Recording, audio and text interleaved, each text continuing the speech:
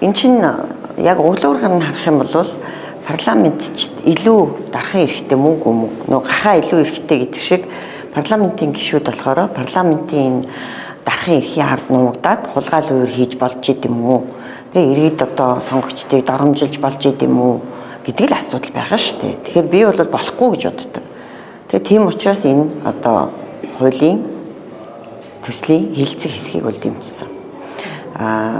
Одоо бол ер нь нөхцөл байдал гэх юм бол янз бүрийн асуудалд орооцолдсон тий авилга, албан тушаалын хэрэгт холбогдсон энэ хүмүүс бол төтөлзөгч боломжгүй байгаад байна шүү дээ.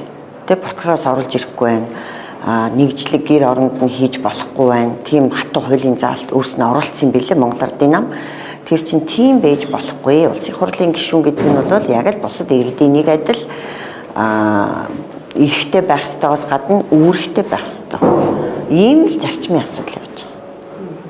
Зарим намын төлөөлөл жишээлбэл энэ чуулган болон суухгүйгээр санал өгөхгүйгээр бас ингээд байр сураа илэрхийлж байна л дээ. Тэгэхээр Ардсан намын хувьд бол 18 гишүүн бүхий бас өндөр тоо байгаа. Та энэ дээр ер нь юу гэж бодож байна? Энэ дээр би юу бодох вэ? Энд чинь хүн болгон тий өөр өөрснийхөө бодлоор л саналаа өгж байгаа шүү дээ. Тэгэхээр тэр хувь хүмүүсийн үзэл бодолд бол халдах надад бол ирэх байхгүй.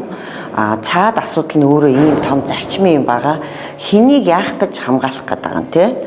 Эсвэл хин нь яагаад айгаад энэгээр зүгээр хашгираад гүйлдээд бараг л уйлах нь халаг юм болцгож штэ. Тэгэхээр бол энэ яагаад ингэж хуулийн эсэргүүцэд би ерөөсөй ойлгохгүй. Ёс суртахуунтай бай. Хулгай зилгээ битгий хий. Авилга албан тушаалын хэрэгт битгий орооцолт гэсэн л агуулга шүү дээ.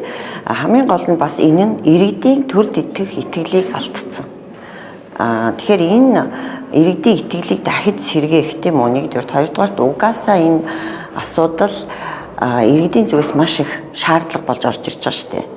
Тэгэхээр энэ шаардлагын дагуу иргэдийн санал санаачлагын дагуу л энэ асуудал явагдаж байгаа гэж бодож байгаа. Ардсан намд бас эрх хөрөгч намын бэтүүд бас ажиллаж байна гэдэг нь шүүмжил яриа нь байгаа шүү дээ. Үнэхээр энэ төлөвлөсөн нь байгаа.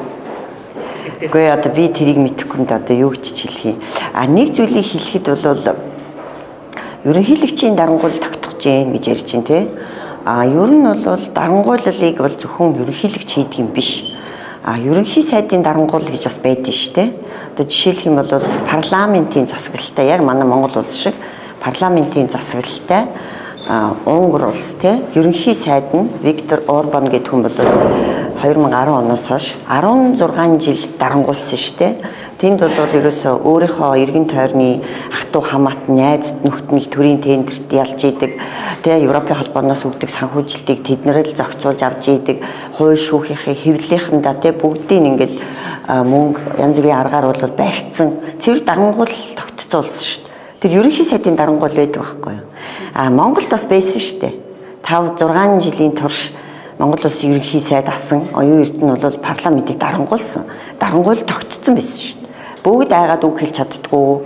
Тэгээ хизээ ийм парламент байсан. Ерөөсө бүгд л ус залгицсан юм шиг тий бүлэг залгицсан юм шиг дууга байдаг тийм парламент байсан шүү дээ. Тэр ерөнхий сайдын дарангуул гэж байдаг.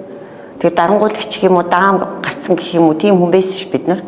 Тэгээд одоо ганцхан ерөнхийлөгчийн дарангуул тогтох гэдэг нь гэж тэгээ айжихын оронд өмнөх тэр ерөнхий сайдынхаа дарангуулж исэн түүхийг яага ярьдгүй гэж бас давхар хэлнэ.